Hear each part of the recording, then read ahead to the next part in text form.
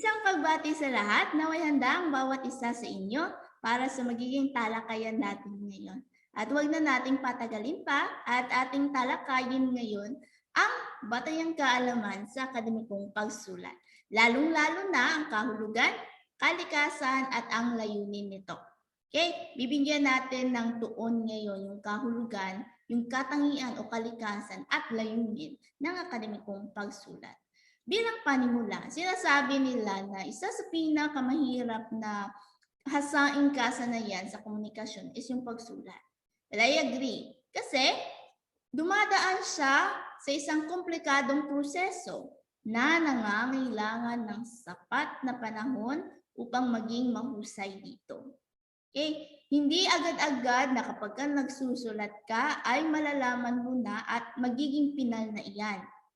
Hindi yan. Dumadaan pa muna yan sa isang pagsulat ng borador, pagsulat ng draft, kumbaga. At hindi natin siya, yung kasanayan na ito, yung proseso na dinadaanan natin, hindi natin siya dapat nakatakutan. Kasi magdudulot ito ng higit na pagkatuto sa atin bilang isang individual. Kapag ka dumadaan sa puspusang proseso ang isang individual sa paggawa ng bagay, mas natututo siya, mas nahahasa niya yung kakayahan niyon. Gaya rin ng pagsulat. Bilang pagpapakahulugan muna ng salitang pagsulat bago natin bigyan ng kahulugan, yung buong kahulugan yung akademikong pagsulat. Narito yung ilan sa mga pagpapakahulugang ibinigay ng mga kilalang linguista at mga tao hinggil sa pagsulat. Now, sinasabi ni Rogers 2005 na yung pagsulat is isang masistemang paggamit ng mga grapikong marka na kumakatawan sa spesipikong linguistikong pahayag. Ano yung pinapakahulugan niya dito? Ano yung ibig niyang sabihin dito? Na kung saan yung mga natatanging simbolo, yung mga ginagamit natin, yung titik, yung pantas at ibang bahagi pa ng mga pananalita, yung kapag sumusulat tayo ng pangungusap, ito daw yung nagre-representa para sa bawat punema o tunog at mga simbolong ito ang ginagamit ngayon sa pagsusulat ng mga pahayag. Kumbaga, tinuturuan tayo pagkabata natin ng mga tunog muna bago natin ma-recognize na yan ay titik B, di ba? Or yung mga alpabeto. Hindi agad-agad yung mga guro natin sa preschool, kindergarten, hindi agad tayo tinuturuan na ito ay letter A, B, C, at D. Hindi ganyan yung pagkakaturo nila. Bagkus, itinuturo muna nila yung tunog. Kasi yung mga bawat titik na yun, yung bawat alpabeto na meron tayo, nagsisimbolo yan ng tunog. Sinisimbolo niya yung tunog na kung saan kapag yung dalawang tunog ay nagkaugnay at idinikit, nagkakaroon na tayo ngayon ng pantay. Okay, yung ba at a, nagiging ba, yung titik B na b ay nagiging na dinugtungan ng titik A, yung tunog ay a, nagiging ba. So ganyan pagkakaturo, hindi siya tinuturo na A, B, C at D. So dumaan tayo sa proseso ng pagkatuto ng mga natatanging simbolo na iyon. At mula roon na marunong na tayo magbasa, pinapasulat sa atin. At eto na ngayon yung naging resulta na kayo ngayon ay magsusulat at tingnan natin kung gaano ninyo nabihasa yung kasanayan ninyo sa pagsulat mula pagkabata hanggang ngayon. Okay, then kasunod, sabi naman ni Daniels at Wright, 1996, yung pagsulat ay masistema or kumbaga sistema siya ng permanente o malapermanenteng pananda na kumakatawan sa mga pahayag. Permanente in a sense na nakapagsulat o nakaukit ang mga pananda sa papel, kahoy, bato at iba pang material. Permanente siya, mala-permanente. Kasi as we go sa henerasyon ngayon, nagkakaroon na ng pag-improve. Naging mala-permanente siya, yung mga naisusulat natin na mga sulatin ay minsan nagkakaroon na ng pagdaragdag, pagbabawas ng mga akda. Kaya yan yung pagpapakahulugan ni Daniels at Wright. Isa pa, masistema yung pagsulat dahil bawat pananda ay may katumbas na makabuluhang tunog at isinasaayos ang mga panandang ito upang makabuo ng makabuluhang salita upang mangusap na kung saan masistema yung pagsulat dahil ginagabayan ito ng mga bantas sa gramatika or kumbaga batas sa gramatika. Okay? So, hindi siya madali gaya ng nailahad na kahulugan ng pagsulat. Dahil dumadaan muna siya sa proseso. Yung tunog na siyang itinuturo sa atin kapag idinugtong ang dalawang tunog, nagkakaroon ngayon ng pantig. Yung pantig o yung syllable na meron, dalawang syllable, yung dalawang pantig na meron ka kapag idinugtong, nagkakaroon tayo ngayon ng salita.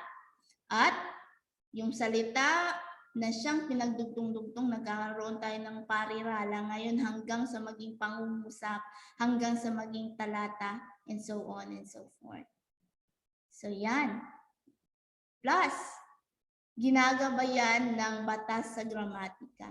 Dito, kahit nga masasabi ko na yung Filipino, madali lang naman siya. Pero may iba pa rin na nagkakamali hinggil sa gramatika and such. Kaya pinag-aaralan natin yung asignaturang to. Kasunod, yung pagsulat ay nakadepende sa wika. Kung walang wika, walang pagsulat. Paano ka makakapagsulat kung wala kang na-identify na wika? Walang nakadepende siya sa wika na meron ang isang individual. Okay, sunod. Arbitraryo ang mga sistema ng pagsulat na kapag nakapagkasunduan ng ang katumbas ng mga titik, ang kahulugan ng salita, ang kabuuan ng pagpapahayag. O kumbaga napagkasunduan siya, natumbasan. Yung katumbas na titik, na katumbas ng tunog, yung kabuuan mismo ng pagpapahayag. Nakadepende siya sa isang individual. Nakadepende siya sa kultura, tradisyon ng isang lipunan, ng isang grupo ng mamamayan. Arbitraryo in a sense na depende sa pagpapakahulugan, depende sa batas ng pagpapakahulugan ng isang individual. Okay? So, halimbawa, sa lingwahe ko, yung kahulugan ng aso ay yung usok. Pero sa ibang lingwahe or sa ibang lipon ng tao ay ang kahulugan ng aso ay yung hayop.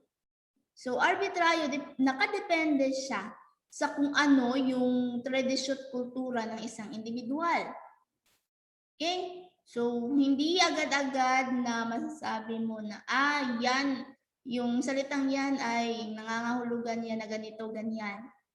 But in fact, may ibang parte sa bansa natin na iba rin yung kahulugan niyan.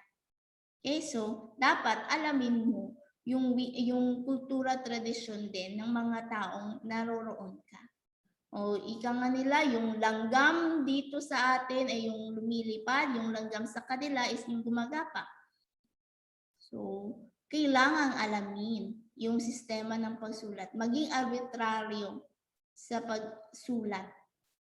Next, yung pagsulat ay isang paraan ng pagre-record at pagprepreserba ng wika. Well, obviously, kasi yung naging pagpapakahulugan ng mala permanente or permanente na kung saan isinusulat yung na nagiging yung pagtatala, kumbaga, ay nagiging siyang pagre-record, pagprepreserba ng wika.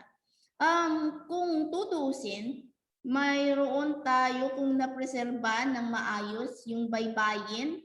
Siguro nagagamit natin siya sa ilan sa mga antas ng lipunan ngayon. Kasi yung baybayin ang siyang sariling wika natin, sariling paraan natin ng pagsulat. Well, dulot ng pananakop, nagkaroon tayo ngayon ng ganitong sistema ng pagsulat. Yung sistema sa Ingles kasi may mga na-adapt tayo na alpabeto mula sa Ingles at iba pa. So, isa siyang pagre-record at pagprepreserba. Maayos, magaling na nga lang kasi may naipreserba na paraan kung paano isusulat yung alibata o yung baybayin kumbaga. And then mga dagdag na pagpapakahulugan, komunikasyon ang isa sa mga pangunahing layunin ng pagsulat ayon kay Fisher, yes. And then ang pagsulat ay simbolong kumakatawan sa kultura at tao. So nagiging identidad siya ng isang individual. Nakikilala tayong mga Pilipino dahil yung paraan, yung sistema natin ng pagsulat, yung pananalita natin, doon nakikilala tayo. And then, ang pagsulat ay pundasyon ng sibilisasyon. Kasi as we go with the generation ngayon, ay nagkakaroon na ngayon ng pag-unlad.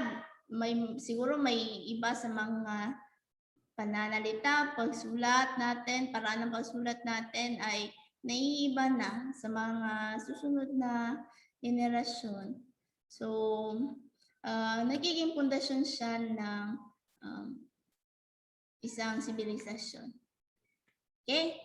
Now, mahalagang idea na dapat din yung pakatandaan hinggil sa pagsulat is sinasabi ang pagsulat ay isang alinmang sistema ng komunikasyong nakabatay sa konbensyonal, permanente at nakikitang simbolo.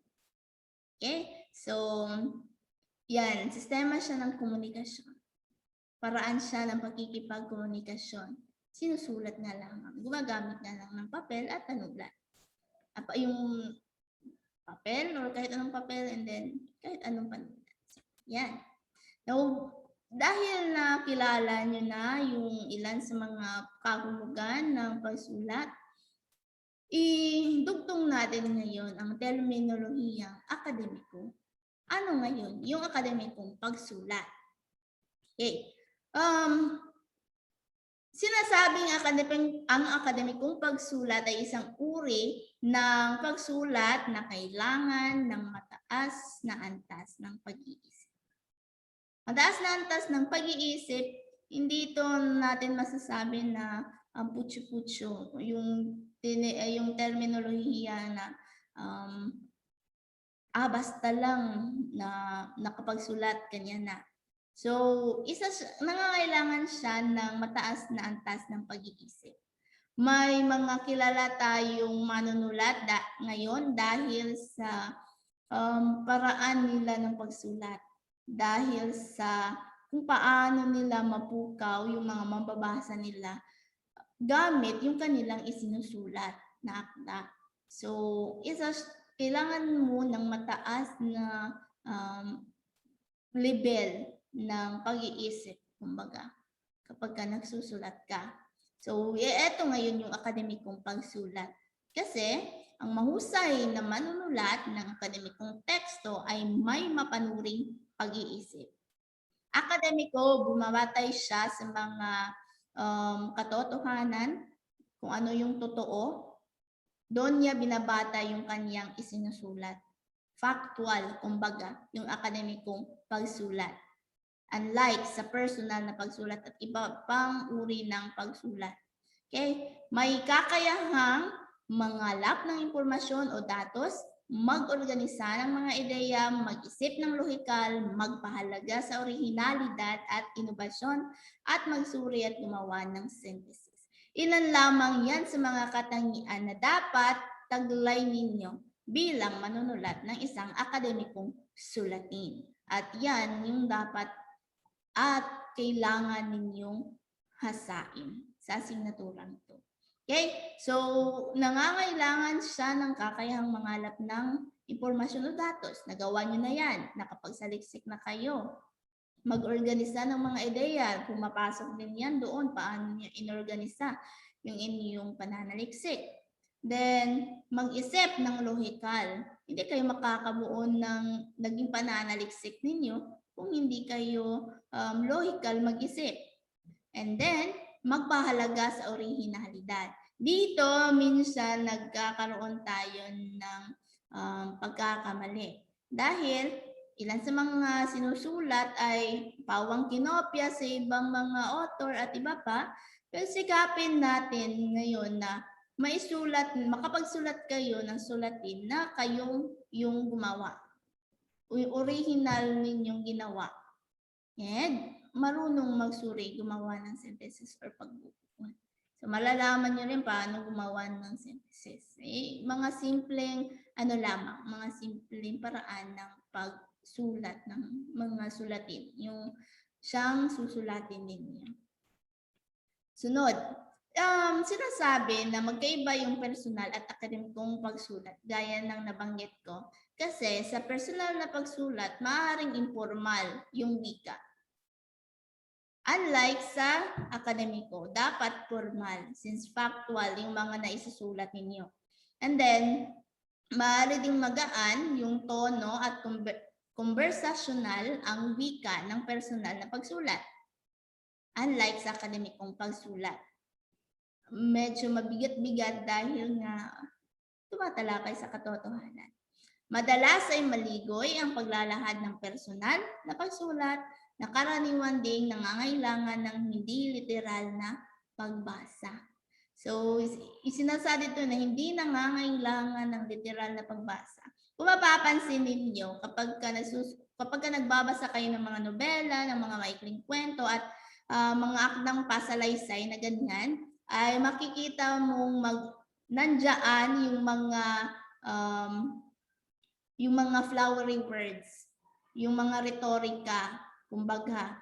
So, andyan yung mga flowery words, nandyan yung mga idiomatic expressions at iba pa. Sa akademikong pagsulat, hindi natin kailangan yan. Pero, may ilang bahagi siguro na magagamit ninyo kasi nagkakaroon na ngayon ng pag-improve ng pagsulat. Yung personal at yung akademikong pagsulat na mix na siya. In a sense na maganda pa rin yung kinalabasan niya. Yun nga, nababago na siya, yung paraan natin ng pagsulat, nababago na siya. Ilang manunulat na kung saan pinagsasanib yung elemento ng akademikong pagsulat at yung malikhaing pagsulat or yung personal na pagsulat para buuin yung akademikong teksto. At malalaman ninyo ano kaya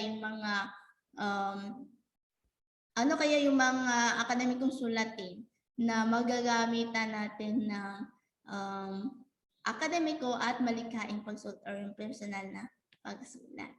Natandaan ninyo, walang isang paraan sa pagsusulat ng mahusay na akademikong teksto. Wala. Kasi bawat isa sa inyo ay unique, natatangi. Depende ngayon sa sitwasyon o kahingian, yung pagbabago-bago ng pamantayan kung gaano ninyo maisusulat ng maayos yung isang sulatin, yung akademikong sulatin. Nakadepende siya sa kung ano yung sitwasyon. Hindi natin masasabi na yung manunulat na ito ay napakagaling sapagkat nakuha niya yung atensyon ng mga kabataan. May ilan namang manunulat na kung saan mahusay din siya sa ganitong paraan ng pagsulat. Nakuha niya yung atensyon ng mga matatanda. So, walang mahusay. Sabi natin, pareho silang mahusay sa pagsulat. Pareho silang nakaakit ng mga mambabasa. Pero iba-iba nga lang. May iba-iba silang estilo kung paano nila makukuha yung atensyon ng mga mambabasa. So, walang tiyak ba, kumbaga, na paraan ng pagsulat, maganda, kumbaga, na paraan ng pagsulat. And then, kaming mga guro ay may kanya-kanyang hinahanap kapag nagbabasa kami ng sanaysay ng aming mga estudyante. Lalong-lalo na sa asignaturang to. dahil babasahin ko yung mga akda ninyo, yan yung tungkulin ko bilang guro, at kayo dapat ninyong mahasa yung pagsulat ninyo. Sa paraan ng pagsunod, kumbaga, ng mga technicalities at mga paano gawin yung proseso ng paggawa ng akademikong sulatin na siyang ibibigay sa inyo bilang tahas. And then, may gabay sa pagsulat ang mga mamamahayag na kaiba sa gabay sa pagsulat na sinusunod sa isang advertising agency. Okay? So, madaling sabi, tuwing magsusulat ng akademikong teksto, mahalagang alamin kung sino ang magbabasa nito. Iba-iba ng, kumbaga, may ibang gabay na sinusunod yung bawat isa sa atin. Okay? So, tingnan natin ngayon kung magkakaroon tayo ng maayos na daloy ng pagsulat.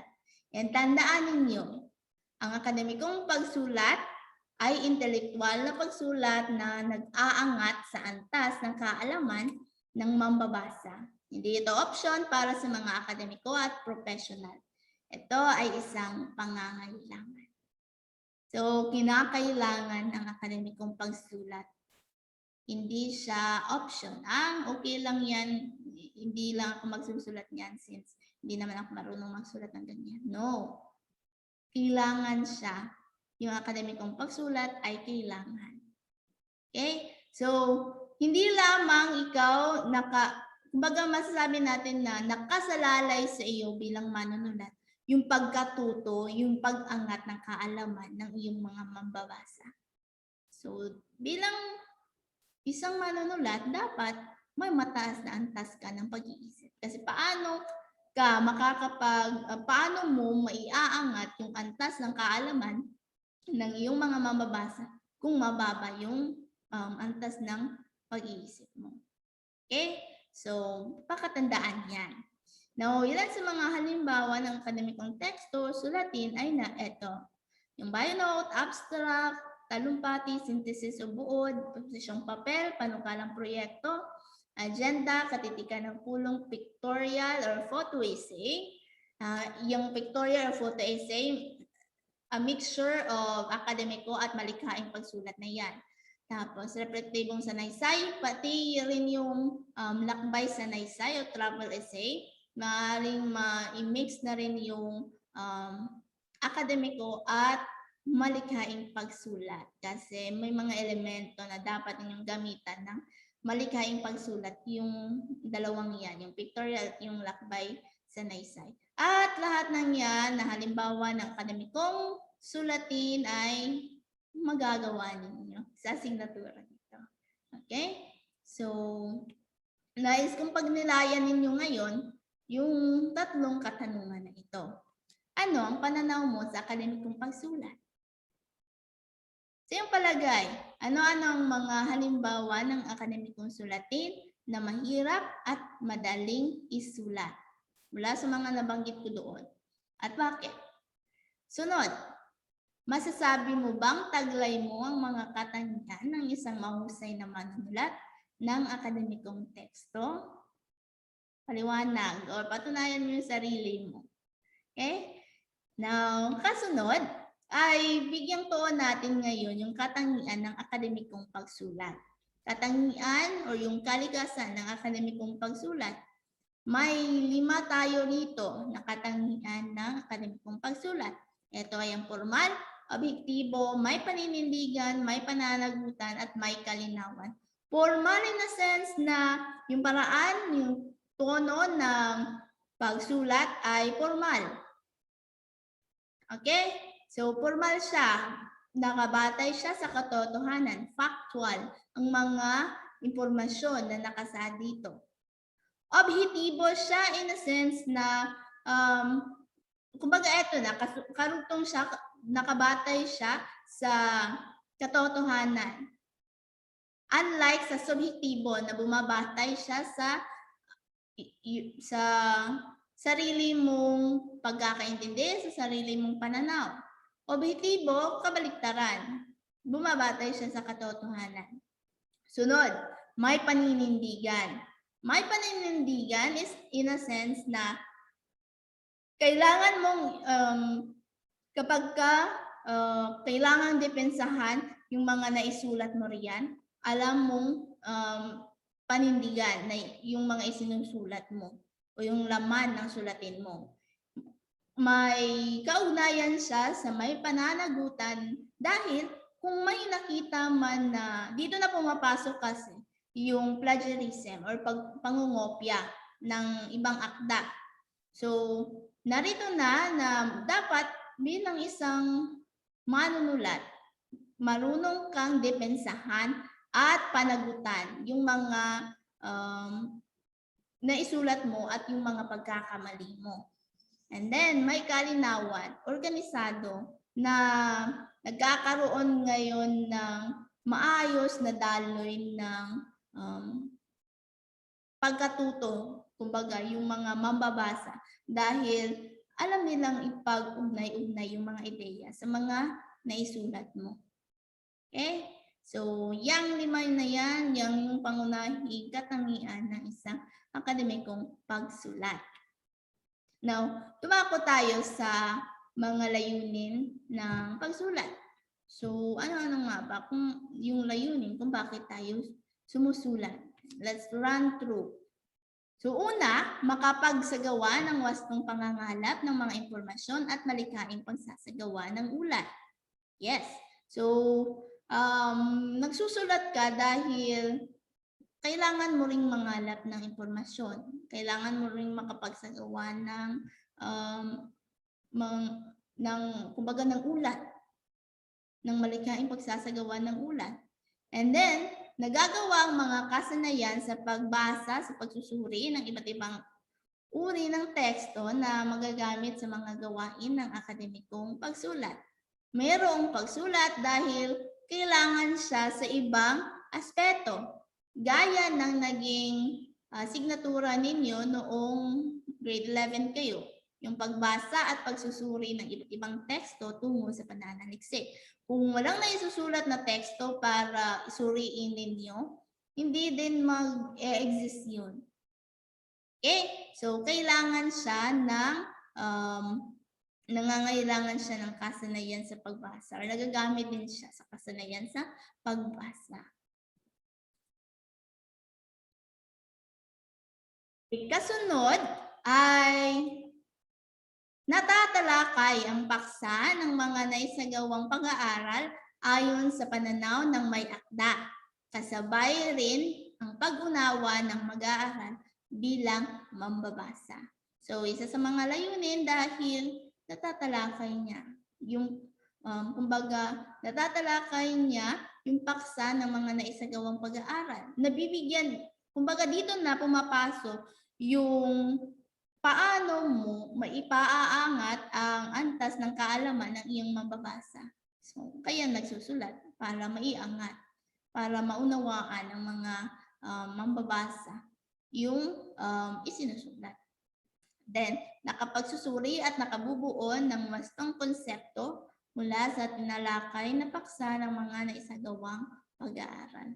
So, nakapagsusuri at nakabubuo ng wastong konsepto dahil may nakikitang simbolo, may nakikitang kailangan nilang isuri, kailangan nilang buuan ng wastong konsepto.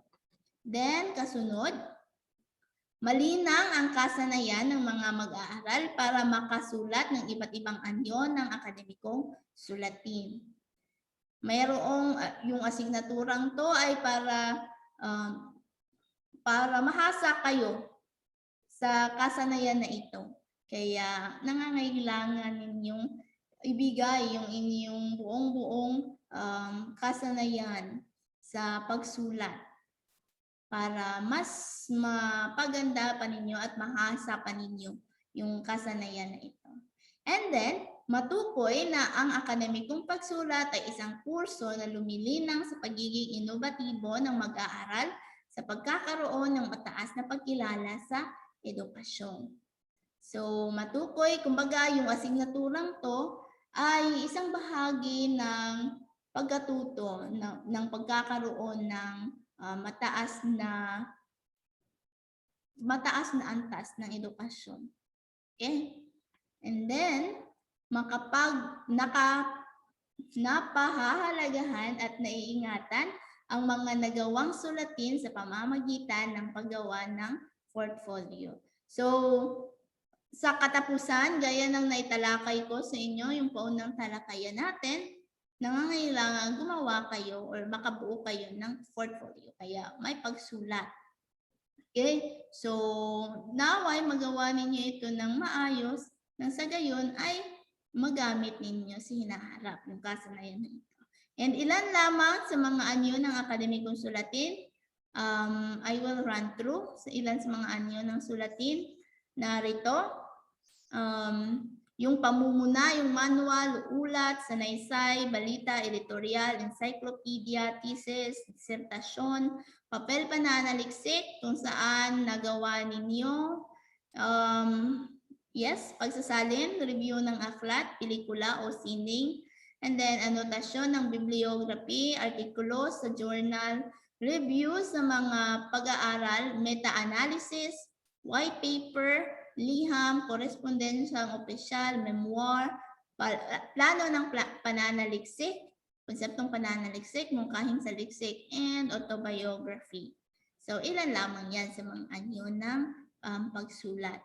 So, kung makikita't ninyo, yung mga sulatin na ito, ang isinusulat at laman ay katotohanan, factual information, yung nailalagay dito. Yan yung akademikong sulatin. And nais kong itanong, kung handa ka na bang magsulat ng akademikong sulatin?